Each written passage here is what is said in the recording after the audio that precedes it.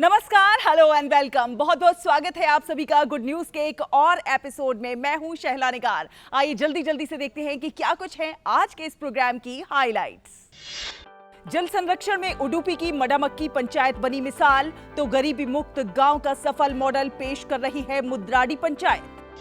केरलम की ओटूर पंचायत बनी बच्चों के उज्जवल भविष्य की मिसाल।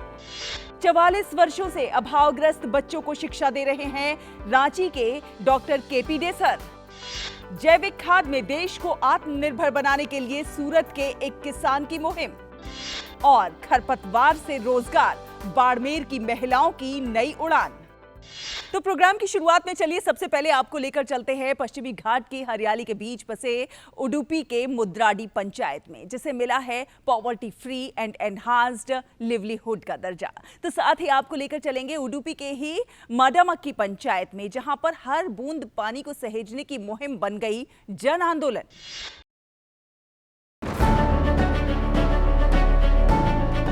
जब किसी गांव में पानी की हर बूंद को सहेजने का संकल्प जन आंदोलन बन जाए, तो विकास की नई कहानी लिखी जाती है। कर्नाटक के उडुपी जिले के मडामक्की ग्राम पंचायत ने यही कर दिखाया है। जल संरक्षण और जल प्रबंधन के क्षेत्र में इतने उत्कृष्ट कार्य, और यही कारण है ये पंचायत मिसाल बन रही है। पश्चिमी घाट की खूबसूरत वादियों के बीच बसी कर्नाटक के उडुपी जिले की मडामक्की जल संरक्षण और जल प्रबंधन के क्षेत्र में बेहतरीन कार्यों के लिए इस पंचायत ने राष्ट्रीय पहचान हासिल की है। इस बार राष्ट्रीय पंचायत पुरस्कारों में मडामक्की ग्राम पंचायत को वाटर सफिशिएंट पंचायत श्रेणी में देश भर में दूसरा स्थान प्राप्त हुआ है। मडामक्की पंचायत ने वर्षों से जल स्रोतों के संरक्षण, वर्षा जल संचयन और भूजल पुनर्भरण पर विशेष ध्यान दिया है। यहाँ प्राकृतिक जलधाराओं को संरक्षित किया गया, जलाशयों की सफाई कराई गई और ग्रामीणों को जल बचाने के लिए जागरूक किया गया। पंचायत ने स्थानीय समुदाय की भागीदारी के साथ जल संसाधनों के सतत उपयोग का ऐसा मॉडल विकसित किया है, जिससे वर्ष भर पेयजल की उपलब्धता सुनिश्चित हो रही है। ग्रामीणों ने भी इस अभियान को अपनी जिम्मेदारी समझते हुए जल संरक्षण के प्रयासों में सक्रिय योगदान दिया। यही कारण है कि ये पंचायत देश भर की ग्राम पंचायतों के लिए एक रोल मॉडल बनकर उभरी है। मडामक्की की ये सफलता बताती है कि यदि स्थानीय स्तर पर योजनाबद्ध तरीके से जल संरक्षण किया जाए, तो गांव आत्मनिर्भर बन सकते हैं और आने वाली पीढ़ियों के लिए जल सुरक्षा सुनिश्चित की जा सकती है।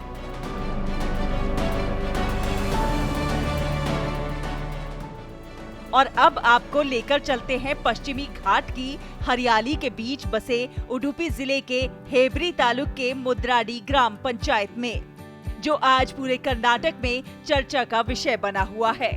मुद्राडी ग्राम पंचायत ने सिर्फ विकास कार्यों तक खुद को सीमित नहीं रखा, बल्कि गांव को गरीबी मुक्त ग्राम बनाने की दिशा में योजनाबद्ध तरीके से काम किया। महिला स्वयं सहायता समूहों को मजबूत करना, ग्रामीणों को रोजगार उपलब्ध कराना, किसानों को योजनाओं से जोड़ना और हर जरूरतमंद तक सरकारी सुविधा पहुंचाना इस पंचायत की सबसे बड़ी ताकत बनी। ನಾನು ಮುದ್ರಾಡಿ ಗ್ರಾಮ ಪಂಚಾಯತ್ ಪಿಡಿಒ ಆಗಿ ಕೆಲಸ ಮಾಡ್ತಿದ್ದೇನೆ। हमारी ग्राम पंचायत को राष्ट्रीय पुरस्कार मिलना पूरे गांव के लिए गर्व की बात है। पंचायत प्रशासन, अध्यक्ष, उपाध्यक्ष, सभी सदस्यों और विभिन्न विभागों के सहयोग से यह संभव हुआ है। संजीवनी समूह और पेंशन योजनाओं के सफल क्रियान्वयन में भी इसमें बड़ी भूमिका निभाई है।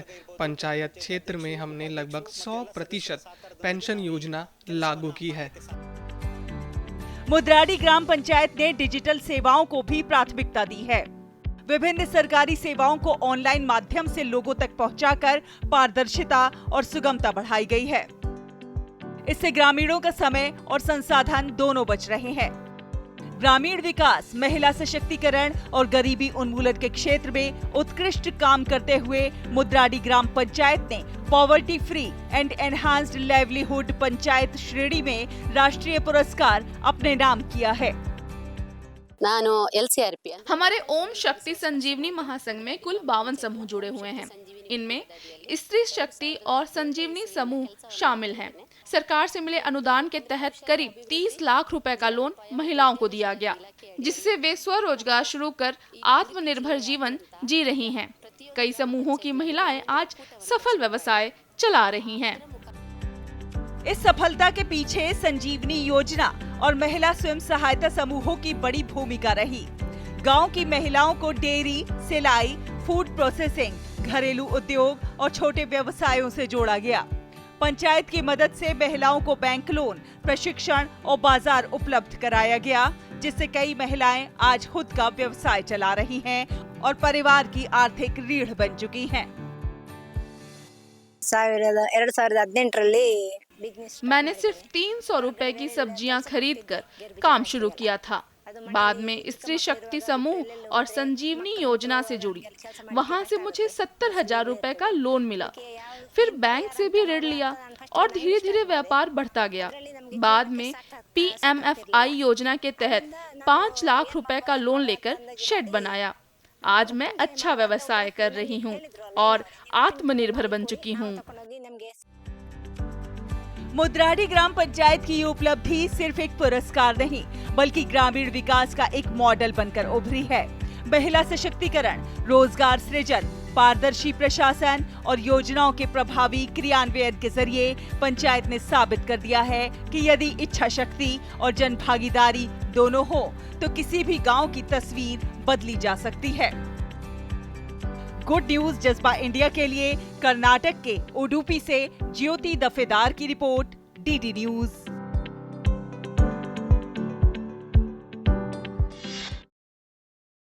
और अब आपको लेकर चलते हैं केरलम की ओट्टूर पंचायत में, जो कि बच्चों के उज्जवल भविष्य की दिशा में एक मिसाल बनकर उभरी है। कैसे बच्चों का भविष्य यहां हो रहा है उज्जवल, आइए देखते हैं। देश में जब भी आदर्श पंचायतों की बात होगी तो केरलम के तिरुवनंतपुरम जिले के ओट्टूर पंचायत का नाम जरूर लिया जाएगा।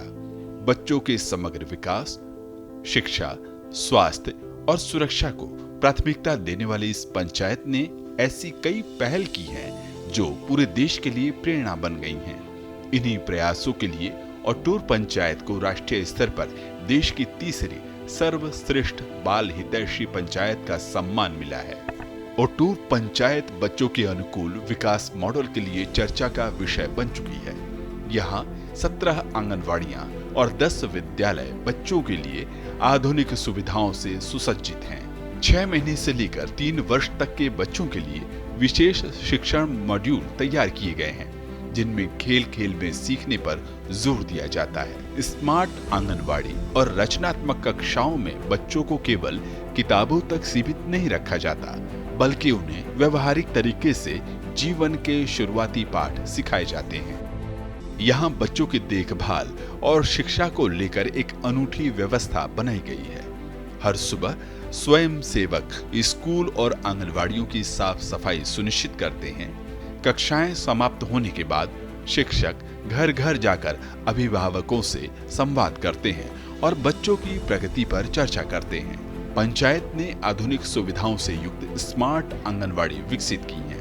आंगनवाड़ियों में बच्चों को पौष्टिक भोजन उपलब्ध कराया जाता है। हर महीने अलग अलग विषयों पर गीत, अभिनय और गतिविधियों के माध्यम से बच्चों को नई सीख दी जाती है। बच्चों के पोषण, स्वास्थ्य और प्रारंभिक शिक्षा पर विशेष ध्यान दिया जाता है, जिससे उनके सर्वांगीण विकास की मजबूत नींव तैयार हो रही है। इस पंचायत को केंद्र सरकार की दीनदयाल उपाध्याय योजना के तहत सबसे अच्छी पंचायत के तौर पर चुना गया है। हम बच्चों को इस तरह तैयार कर रहे हैं कि वे 2031 के ओलंपिक में हिस्सा ले सकें।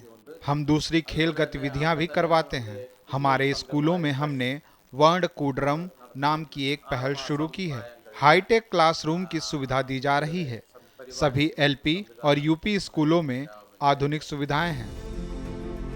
शिक्षा के साथ साथ खेलों पर भी विशेष ध्यान दिया जा रहा है।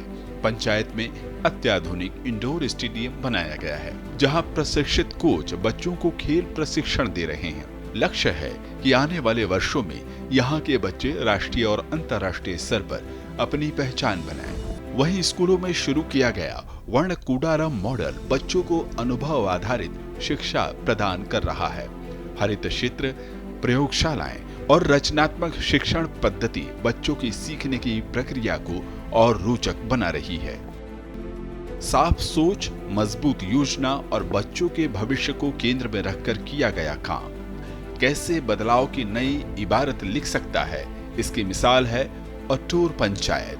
यही वजह है कि आज यह पंचायत न केवल केरल बल्कि पूरे देश के लिए बाल हितैषी विकास का रोल मॉडल बन चुकी है। Good news just by India के लिए केरलम से अजय जॉय की रिपोर्ट, डीडी न्यूज।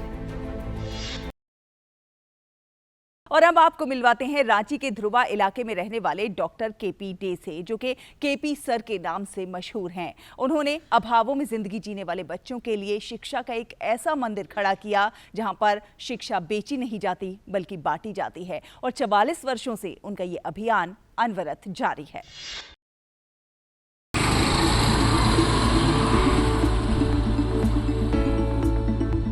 आज हम आपको मिलाते हैं शिक्षा के एक ऐसे कर्मयोगी से जिन्होंने अविवाहित रहकर अपना संपूर्ण जीवन स्लम एरिया के बच्चों को नैतिकता का पाठ पढ़ाने और उन्हें एक अच्छा नागरिक बनाने में गुजार दिया।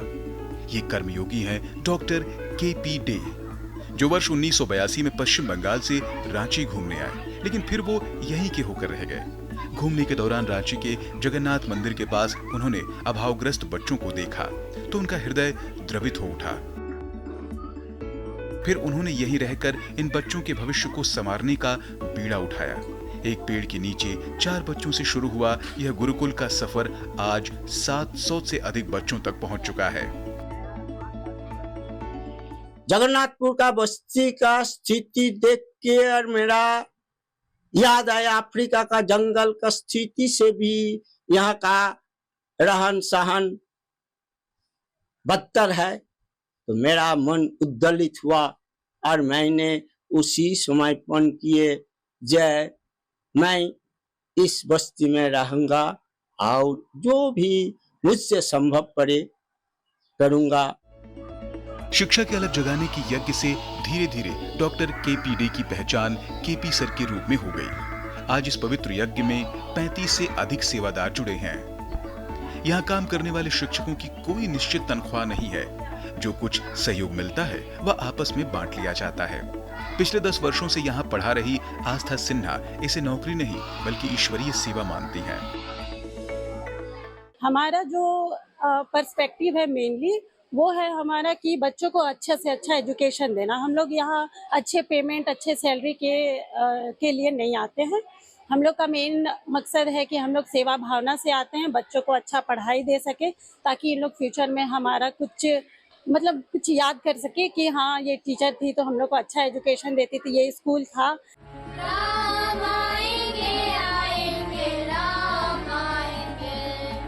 अभावों के बावजूद यहाँ बच्चों की सुविधाओं से कोई समझौता नहीं होता। कंप्यूटर शिक्षा, संगीत और मिड डे मील की मुकम्मल व्यवस्था है।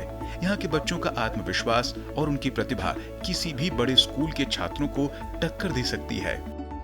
हम बहुत अच्छे से पढ़ेंगे और अपने सर और मैम सबका जो हमको पढ़ाई है उनका नाम रोशन करेंगे। हमारे स्कूल में बहुत सारा चीज है ऐसा जो मुझे अभी सीखने को मिल रहा है। जो सर सिखा रहे हैं हम लोग को यहाँ सीखने को हमको मिल रहा है।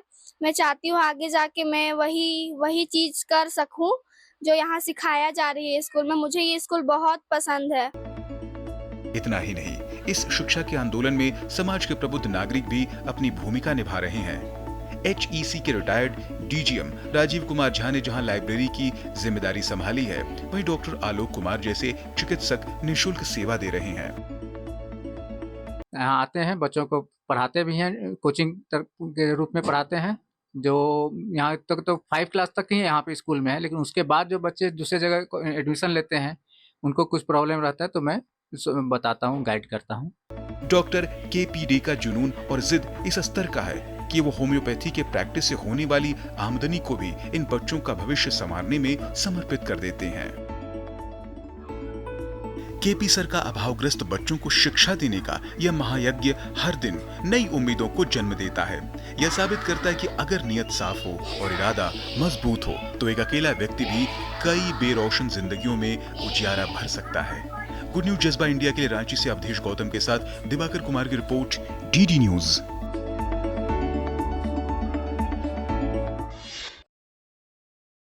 और अब आपको लेकर चलते हैं गुजरात के सूरत जिले के मंगरोलिया गांव में, जहां पर एक किसान हैं। उनसे आपको मिलवाएंगे। ये किसान सिर्फ खेती नहीं कर रहे बल्कि प्राकृतिक खेती को नए आयाम दे रहे हैं। हर दिन हजारों किलो घन जीवामृत पैदा कर रहे हैं। कैसे ये खेती को नए आयाम दे रहे हैं, आइए देखते हैं।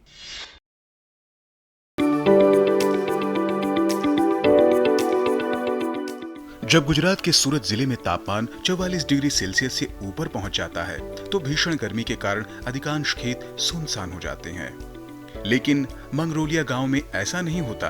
कमलेश पटेल के खेत में 20 से अधिक मजदूर अथक परिश्रम से प्राकृतिक खेती करने वाले किसानों के लिए रोजाना हजारों बोरी घन जीवामृत तैयार कर रहे हैं। घन जीवामृत यानी मिट्टी को जीवंत बनाने वाला प्राकृतिक खाद। इसे गाय के गोबर, गौमूत्र, गुड़, बेसन और जैविक तत्वों से तैयार किया जाता है।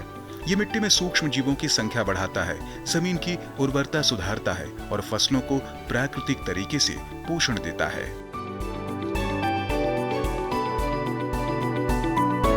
सूरत जिले की पलसाना तहसील के अम्भेटी गांव के किसान कमलेश पटेल वर्ष 2017 से प्राकृतिक खेती कर रहे हैं। कमलेश ने घन जीवामृत का औद्योगिक स्तर पर उत्पादन शुरू किया है। विदेश में रासायनिक खाद का आयात कम हो तथा उसके सुदृढ़ विकल्प के रूप में घन जीवामृत लाखों किसानों तक पहुंचे। इस संकल्प के साथ बड़े पैमाने पर घन जीवामृत तैयार करते हैं। वे प्रतिदिन 1000 बैग यानी एक बैग का वजन 40 किलो तैयार करते हैं और समग्र राज्य तथा राज्य से बाहर उसकी बिक्री करते हैं। उन्होंने चालू वर्ष में दैनिक 2000 बैग तैयार करने का लक्ष्य रखा है। कृषि विभाग द्वारा प्राकृतिक खेती का प्रचार करने के लिए किसानों को प्रशिक्षण दिया जाता है तथा मास्टर ट्रेनर तैयार किए जाते हैं। कमलेश पटेल भी मास्टर ट्रेनर हैं तथा अनेक किसानों को प्राकृतिक खेती करने की प्रेरणा देते हैं। नरेंद्र भाई ने कहा था कि अगर प्राकृतिक कृषि सूरत करेगा तो पूरा गुजरात करेगा और पूरा गुजरात करेगा तो पूरा देश करेगा।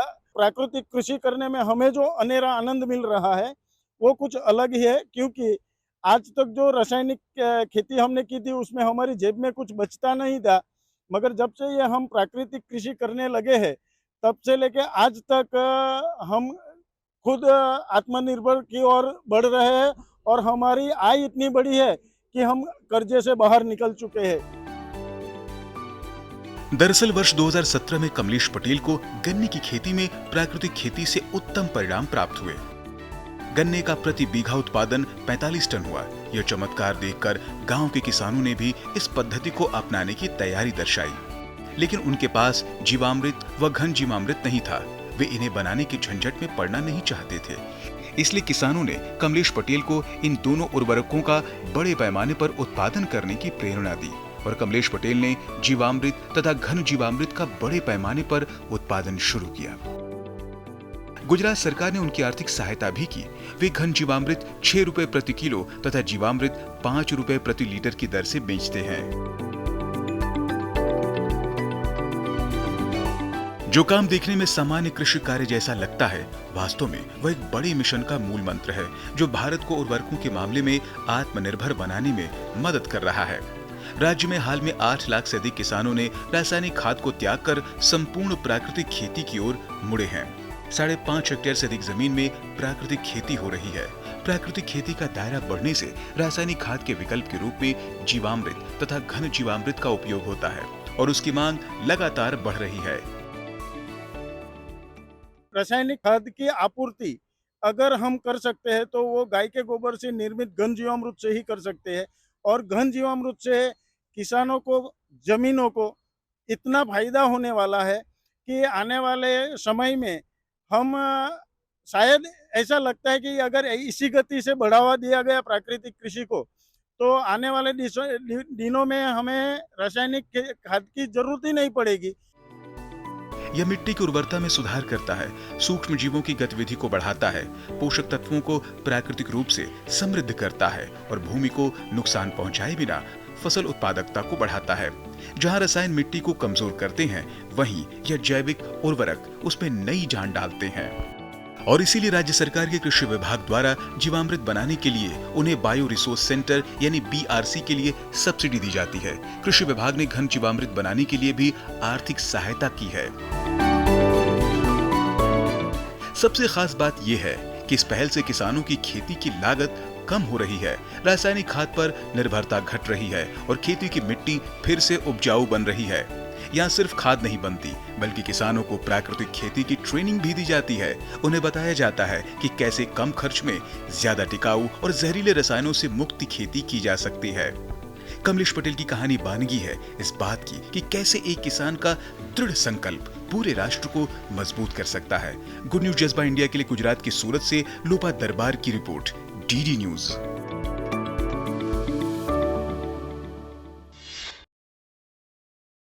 खरपतवार माने जाने वाले आग के जो पौधे हैं वो अब किसानों के सशक्तिकरण का माध्यम बनेंगे। जी हाँ, बिल्कुल सही सुना आपने। अब आग के रेशों से गर्म कपड़े तैयार किए जाएंगे, यानी कि स्वेटर, शॉल, टोपा वगैरह अन्य तमाम प्रकार की चीजें, जिससे बर्फीले क्षेत्रों में जो जवान तैनात रहते हैं उनको भी सर्दी से बचाव में काफी मदद मिलेगी।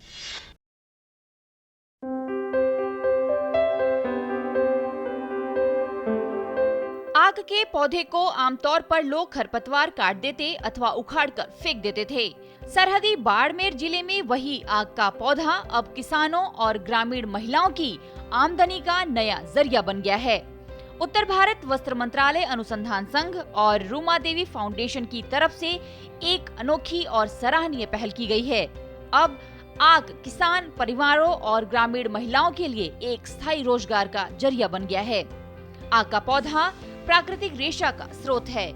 इस रेशे से ठंड से बचने के लिए खास कपड़े तैयार किए जा रहे हैं।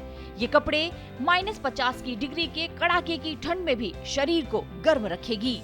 खासकर बर्फीले इलाकों में तैनात जवानों की सुरक्षा में ढाल बनेंगे। ये जो फाइबर है ना, ये बहुत ही लाइट वेट और वार्म होता है। इससे जो कपड़ा बनता है, क्योंकि बर्फीले इलाकों में जहाँ पे हमारे फौजी भाई ड्यूटी करते हैं उनके लिए खास तौर पर ये बहुत ही महत्वपूर्ण है, क्योंकि उनको ज़्यादा वजन उठाना नहीं पड़ता है। उनके ब्लैंकेट भी इससे बन जाते हैं, जैकेट बन जाते हैं, सॉक्स बनते हैं, छोटे बच्चों के कपड़े बनते हैं। तो इस तरीके से ये जो फाइबर है ये यूज आता है। आग को धूप में सुखाने के बाद उससे रेशा निकाला जाता है। यह रेशा हल्का, मुलायम और गर्माहट बनाए रखने वाला माना जाता है। डॉक्टर रूमा देवी फाउंडेशन इस आग पाड़िये को 20 रुपए प्रति किलो के हिसाब से खरीद रही हैं। इस पहल के तहत पहले चरण में करीब 200 टन आग के पाड़िये खरीदे गए हैं, जबकि आने वाले समय में इसे बढ़ाकर 500 टन तक पहुंचाने का लक्ष्य रखा गया है। ऐसे में अब किसानों के लिए खेतों और आसपास उगने वाला आग अतिरिक्त कमाई का साधन बन गया है। किसानों के लिए बहुत बड़ी आमदनी का जरिया बन रहा है और ये हमारी ग्रामीण अर्थव्यवस्था में एक बड़ा रोल अदा करेगा। ये लक्ष्य अभी तो शुरू है, अभी शुरुआत में हमने 200 टन रखा है और फिर 500 टन जैसे जैसे आगे बढ़ेंगे उसको बढ़ाएंगे। पहनने के गर्म कपड़े बनेंगे, रजाइयाँ बनेंगी, बहुत सारे बनेंगे जहाँ पे, और क्योंकि बहुत गर्म है और लाइट वेट है तो इसकी बहुत डिमांड है। राजस्थान की मरुधरा में उगने वाले आग के पौधे अब केवल रेगिस्तानी वनस्पति नहीं रहे, बल्कि ग्रामीण रोजगार और सस्टेनेबल फैशन की नई क्रांति का आधार बन रहे हैं। ये पहल न केवल वोकल फॉर लोकल को बढ़ावा देगी, बल्कि क्रूरता मुक्त और पर्यावरण के अनुकूल फैशन को वैश्विक मंच पर प्रचलित करेगी। तो देखिए आपने ये गुड न्यूज़, यहाँ हर कहानी अपने आप में कुछ खास है। ये आम लोगों की कहानियां हैं जो ये प्रेरणा देती हैं कि अगर आप में भी है कुछ कर गुजरने का जज्बा तो देरी कुछ नहीं हुई है। कदम बढ़ाइए, सफलता आपके कदम चूमेगी। उम्मीद है आप सबको हमारे ये प्रोग्राम बहुत पसंद आ रहा होगा। आप अपनी प्रतिक्रियाएं हम तक भेज सकते हैं। हमारा ईमेल आईडी है ddgoodnewsindia@gmail.com। अगले हफ्ते फिर हाजिर होंगे कुछ और अच्छी खबरों के साथ। तब तक के लिए हमारी पूरी टीम को दीजिए अनुमति। नमस्कार।